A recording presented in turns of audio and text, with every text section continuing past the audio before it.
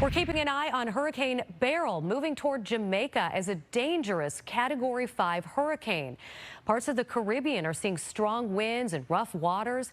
The extremely dangerous storm may devastate communities with storm surges, flooding, and high winds.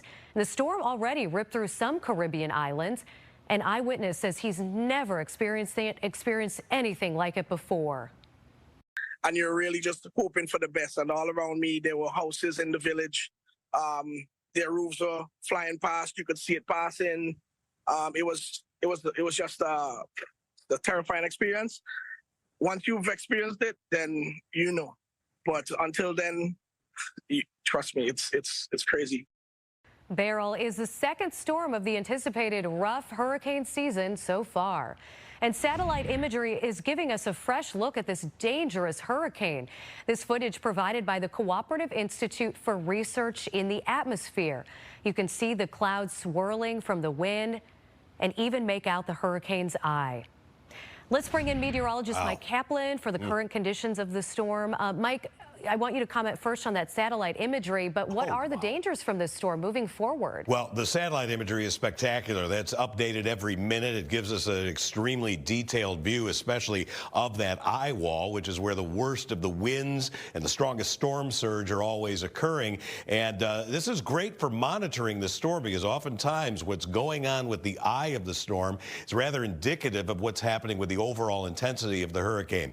Here's Beryl, infrared satellite imagery here. I'm giving you more of a wider look. Let's look at some geography here. At the bottom of your screen, it's the coast of South America. Over here we have the Caribbean islands, including the islands where Beryl absolutely devastated. There are three islands. The main island of Grenada, which is kind of at the southern end of that windward chain, it got a glancing blow. But three smaller islands, Carriacou, Union, and Ronde, all three of those islands more or less took a direct hit from Beryl yesterday when it had 140 to 150 mile-an-hour winds, a strong Category 4. Well, it got stronger after it passed those islands and it became a Category 5. And as we've been reporting, this is the earliest ever that we've had a Category 5 storm in the Atlantic. Only once before in the month of July has there even been a Category 5 storm. We're still talking about a hurricane that is boasting 160-mile-per-hour sustained winds right now, and it's hauling the mail here. The storm is moving at 22 miles an hour. It looks like it's going to pass to the south of Haiti. That's the western part of the island of Hispaniola. But Jamaica looks like it is in trouble here tomorrow as it is right in the path, at least the forecast path of the storm.